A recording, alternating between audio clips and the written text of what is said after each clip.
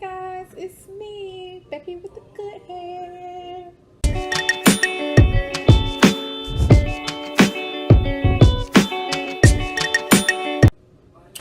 Alright, so check it, y'all. This is week 7. I have made it 7 weeks post op VSG.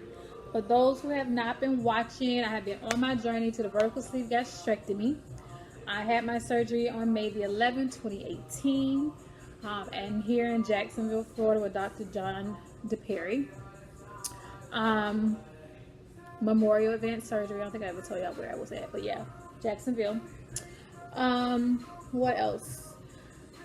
How do I feel? I just want to get into and make this. I always say I make my videos short, but sometimes they get a little long. You guys know that, first of all, I was in a stall. Let's talk about my stats, okay? I was in a stall at 232 pounds, week 5, week 6, and here it is now, week 7. Here's the thing. I got to the point where I was like, you know what, Rebecca, I'm not going to weigh myself no more. I'm going to stay off this scale, because though you know that you're going to have stalls and your dietitian and your surgeon and everybody else will tell you about it, people will tell you, oh, all you got to do is eat more calories or run or exercise harder. But honestly, sometimes a stall is a stall, and it does not mean that, you know, there's really much you could do to break it. It's going to happen, and I actually had a really long conversation with my dietitian about my stall, and I talked to her about my weight and not changing, because I just wanted to make sure that I was doing everything I was supposed to do. And she basically explained to me, and my surgeon actually co-signed in, that, you know, it's something that is going to happen to your body. Your body is trying to catch up. Your body is already in shock because of the amount of food that you're putting in. It's trying to figure out what's going on. It's going in survival mode. And basically, you know, not only are you healing when it comes to your stomach changing, but your organs are changing, your mind is changing, everything is changing and trying to get on the same cycle. So there will be circumstances where you go into a stall and things are trying to get back on track and trying to get in order so they can start working together for it to start burning and losing weight again. So I know that I'm doing everything I'm supposed to do. And though the stall has happened, you know, like I said, you can't help but get a little discouraged. It's going to happen. You're going to feel some type of way, but it does not mean it's the end all, the tell all. You know, I do know that eventually things will change. However, today I weighed myself this morning because it's my Friday. On Friday, I weighed myself because that's my, you know, my week post-op update time. I was actually down 1 pound. Now, it took me down to 231.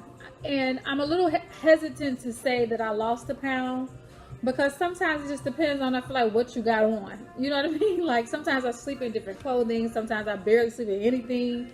So, you know, when you wake up and you go throughout your morning routine and then you go get on the scale, it just all depends. You know what I'm saying? So I don't want to say that I'm at 231 because I don't feel like I'm not 100% that I lost this pound, y'all. You know what I'm saying? However, it's only a pound, but if that's 1 pound of breaking my stall, I'm ecstatic. I'm happy. I'm like, woo! I came out of this, but at the same time, I'm like, girl, did you really lose a pound, or you just ain't got them pants on? It's a little thicker than, you know, normal. You know what I'm saying? Because like I said, I don't really go by ounces. I don't do the ounces and all of that. Sometimes I do know I was fluctuating between 232 and 233. I would kind of go up and down, but 232 was my number strong. And then today again, 231 point something. And I don't know. So y'all, I'm gonna say I went down to 231. I'm gonna put that down below that. I'm down to 231. Just to psych my own mind that I potentially lost a pound, but I'm going to wait a few more days to see if that changed. Because like I said, I have not been weighing myself. So I don't know if this 231 has been staggering for a while or it just happened. You know what I'm saying? Like, I have no idea. So I'm going to wait a few days, even though I said I was not going to be weighing myself regularly anymore, just like every Friday, just for my video purposes. I am going to wait maybe a few days, maybe on Sunday or Monday. Just check my weight again to see if it's still at the 231, just so I can be secure that I've lost this pound. Y'all, you know, a pound ain't a whole lot, but when you've been through 3 weeks of not losing any weight, it's like, oh my God, I see a different number. You know, your heart beat a little different. So anyway, moving on from that, as far as inches lost, I don't want to report my inches until I do a month update. So once I get, this is week 7, so week 8 in like a day or two, when I'm officially 2 months post-op, I'm going to do my measurements again to tell you guys how much I've lost in inches, because that's important as well. My clothes, they always seem to feel a little differently, but I'm just not exactly sure how many inches I've lost, or if I've lost any inches at all. But I have been, you know, just trying to stay away from checking all of that as well, because like I said, I just want to focus on making sure I'm doing everything I'm supposed to do before I get back into writing numbers down. You know what I'm saying? But I am going to give that update really soon on my stats in regards to measurements and how many inches I've lost from the previous month. What else? Anyway, I'll be glad when I start seeing a little collarbone and stuff, y'all. You know, my neck look good though. My neck is a lot better. You know, I had a lot of little rolls and lumps in there, so I feel pretty good about my neck. My face could go down some more, obviously. I got a lot of work to do, so, you know, I got a lot of stuff that can be done. It's a train, y'all. Hopefully y'all don't hear a train. It's real disrespectful. Protein shake. I don't know if I told you about this protein shake. If I didn't, this is Walmart's version of the Premier Protein, 30 grams of protein. It's actually really good. It has the same exact stats. When you look up, and I don't know, there's a glare, if you guys can see. Oh, it's a glare, you probably can't see it. It has the same exact stats as the Premier Protein. I actually kind of held them up side by side to look at it, and it's $2 cheaper a pack. So if you guys are looking for a way to save, Premier Protein has really good shakes, but this is actually good. It's real good. Matter of fact, it might taste the same, if not better. So I like the chocolate and vanilla. They also have the caramel.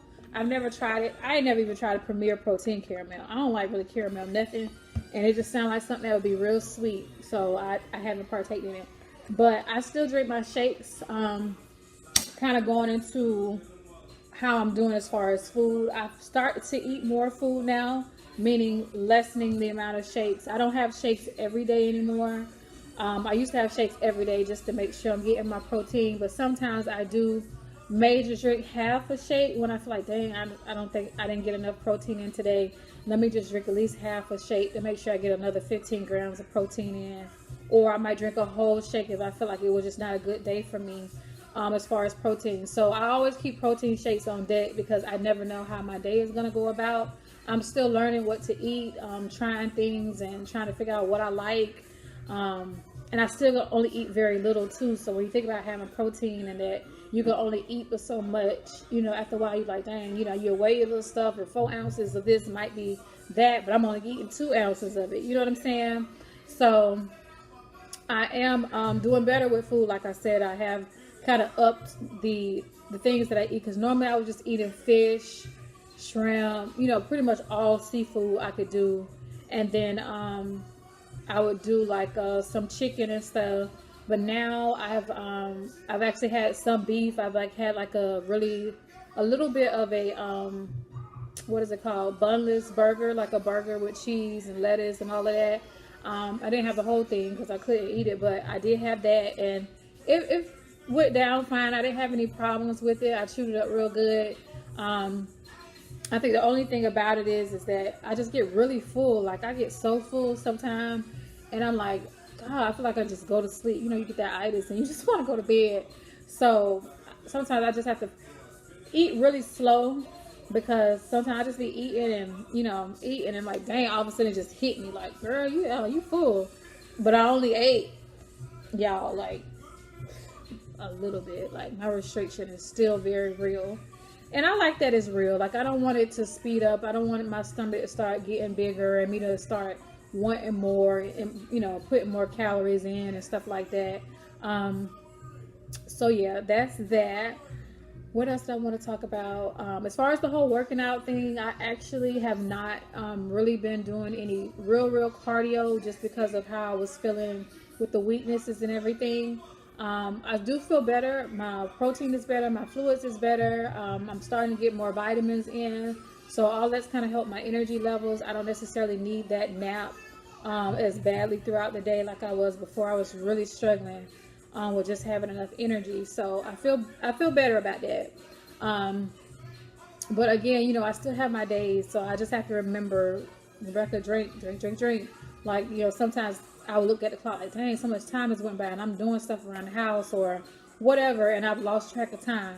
But I do some walking, like I might go to the mall, or, you know, I do little stuff, just not as hardcore as I was before. I still do like toning exercises. I do, you know, crunches and sit-ups and planks and arm, you know, push-ups. I try to do any kind of toning exercises I can do just to kind of keep doing something. Sometimes I just don't feel good when I'm not doing nothing. I always want to try to do something, but like I said, I've been kind of cutting back on the cardio. Other than that, y'all, it's not really much going on for me this week. Nothing in regards to the sleeve or my surgery. You know, that's it. But, you know, if anybody who's watching my journey and, you know, have questions or things that come up that you want to talk about that I don't talk about or I don't say, just let me know and I'll be happy to address it. Or I'm open to opening up my channel to more than just completely sleeve stuff. You know, I can always go a little bit more in depth into how it affects my personal life, my relationship, you know, my kids, whatever. I do have kids. I have a 5-year-old and 11-year-old. So, you know, there may be more about me that you guys want to know that I have not shared outside of the surgery. That may be something you want to know when it comes to you and your family and potential things that may affect you and your family. And I'm all open for that. So just let me know. Make sure you guys follow me on my Instagram, which is VSG_Becky. And I'm posting pictures of myself. I got a lot of pictures. Like, I have not normally been the type of person to take pictures, but y'all, I have been so happy with my journey.